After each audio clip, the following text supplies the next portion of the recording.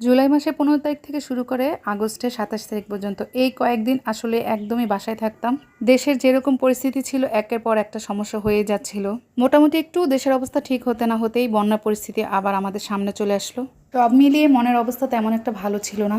তাই তো নিজেকে একটু স্বাভাবিক করার জন্য আজকে চলে গেলাম নারায়ণগঞ্জ আমার ফ্রেন্ডের বাসায়। ফ্রেন্ড আর আমি মিলে সারাদিন একটু গল্প করব, তারপর মনে হয় যে একটু ভালো লাগতেও পারে।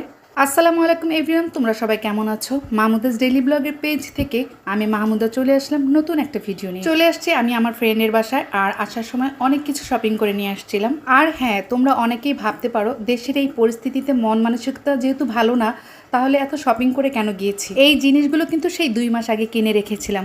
সংসারে যখন টুকটাক জিনিসপত্র কেনার প্রয়োজন হয় তখন আমার ফ্রেন্ড আমাকে বলে রাখে, আমার এই প্রয়োজনীয় জিনিসগুলো তুমি আস্তে আস্তে কিনে রেখে দিও, যখন তুমি নারায়ণগঞ্জে আসবা তখন নিয়ে আসবা। অনেক আগে কিনে রেখেছিলাম আর অনেক আগে যাওয়ার কথা ছিল, বাট হঠাৎ করে দেশের এমন অবস্থা হবে সেটা তো আর কেউ জানতে